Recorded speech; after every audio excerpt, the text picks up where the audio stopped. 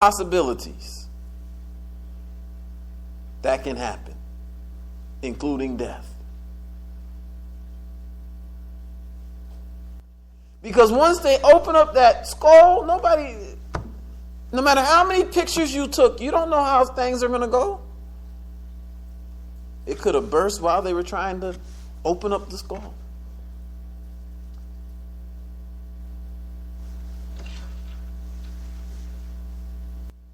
You may have your own experiences in which it became perfectly clear to you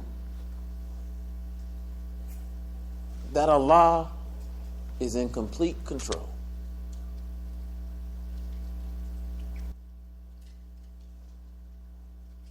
And when man becomes arrogant and he thinks that he is in control, Allah will do something to humble you.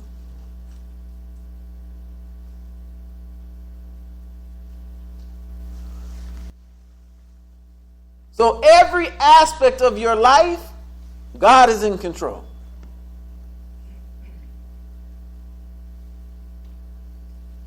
And that's just your conscious life as we live with each other in this social atmosphere. That's not even talking about maintaining the nuclear fusion on the sun, which allows the sun to provide our whole solar system with energy. We can't go to the sun. We can't. And there can be some solar flares so powerful it will knock out all the electronics on the planet. There can be a solar flare that powerful that sends out that much energy.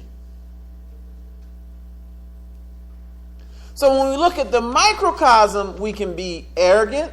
Then God will humble you in the microcosm, in the small details. But as you look at the larger and larger details, you realize how we're not in control. Then Allah says He's El-Quddus. And this is important. That He is the King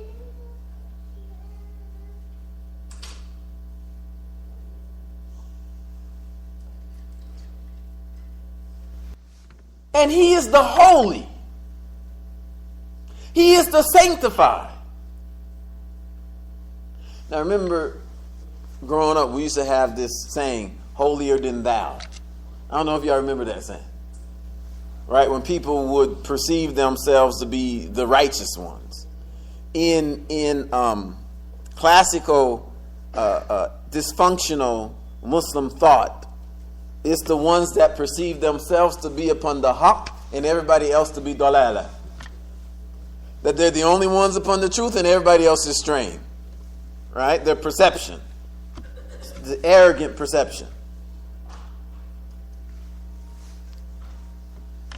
When you say El-Quddus, now imagine authority. Now I want you to think about the little authority that you have. The little authority that you have. Because Malik, this word Malik is used in Al-Fatiha too. Maliki Yawmiddin, right? But I want you to think about the little authority that you have. And I want you to ask yourself if you have abused what little authority you perceive you have. And this is not a question. I don't want anybody to start testifying because I have to be the first. I would have to be the first one to start testifying and asking for forgiveness. This is for introspection, for you to think about what authority you have. Because El-Quddus means the one that's completely free of any blemishes, that's completely free of any evil, that's completely free of any shortcomings, that's perfectly holy, that's perfectly sanctified, that as the Malik, as the one with absolute sovereignty, in his absolute control, is justice, perfect justice, because he is immune to anything other than justice.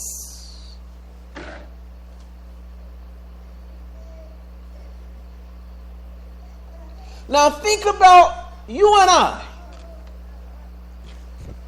Whenever we've been given authority, and ask yourself, how much authority do you think you could handle?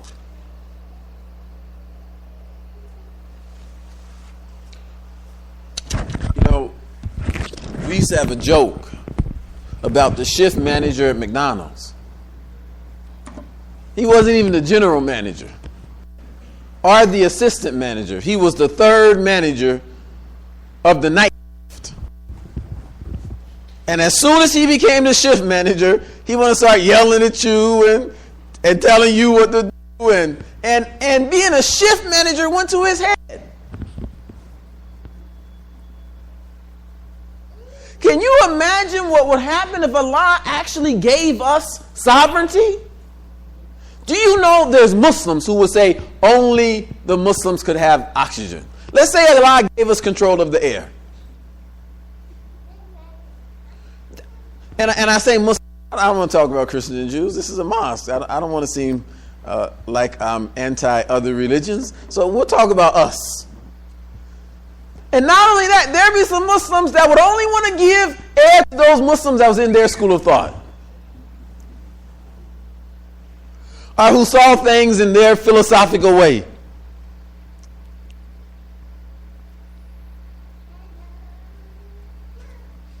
But Allah is the sovereign, and He is the only one capable of having that type of sovereignty, because if he was to give it to anything else, they would begin to abuse that sovereignty. They would begin to abuse that power. So it's a message to you and I.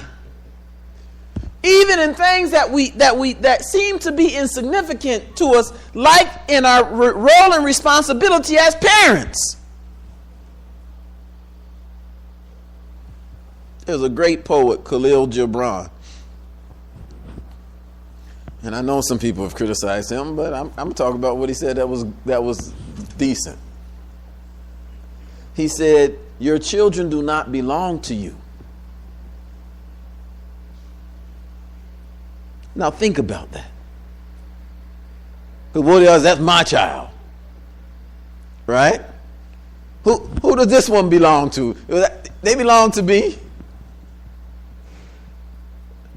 Oh, your children came through you into the world, but they don't belong to you. They belong to God.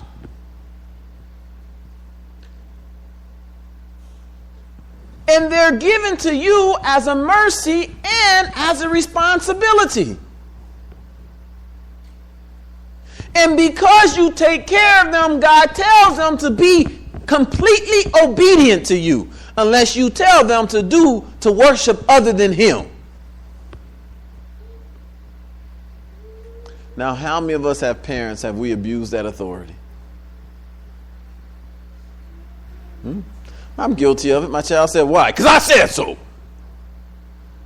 They're not even challenging my authority. They really don't understand, why do you want me to do this? Right? Explain to me why, and it's not even that I don't want to do it. I just want to understand why. It doesn't make sense to me. Don't question me. It makes sense because I said it makes sense.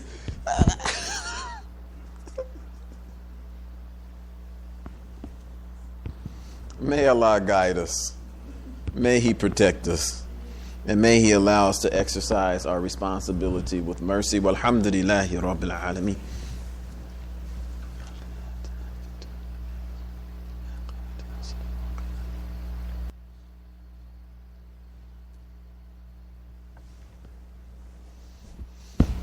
Alhamdulillahi Rabbil Alameen. Wassalatu wassalamu ala Rasulihil Kareem Muhammad sallallahu alayhi wa sallam wa ala alihi وأصحابه أجمعين عما بعد.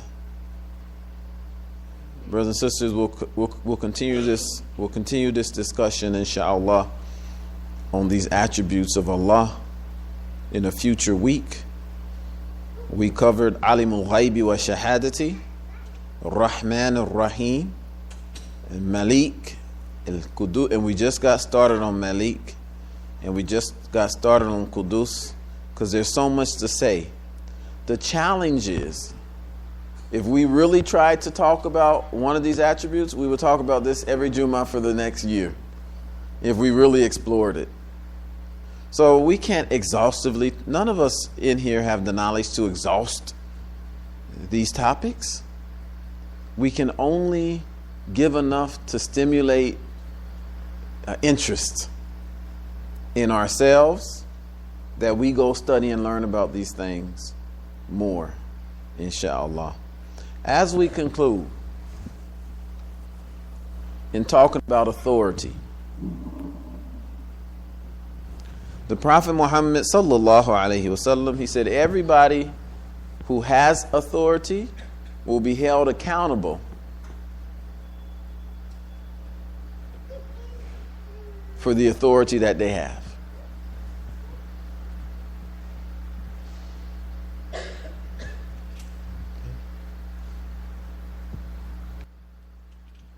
I want you to think about your authority.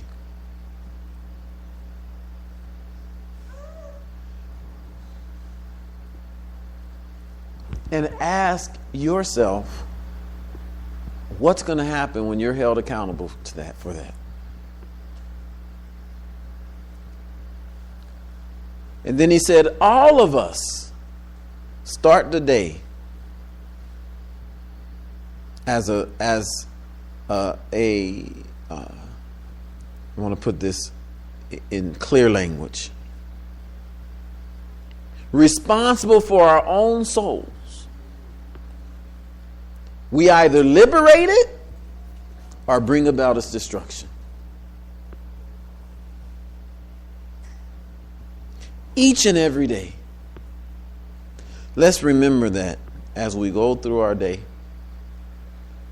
Let's remember the mercy and compassion of God. Let's remember in times that we begin to get arrogant that He is the absolute authority over which there is no authority. Yet that He's also the perfect one, free from any possibility of blemish. And let's also remember that our goal in life is to reflect these attributes as much as humanly possible.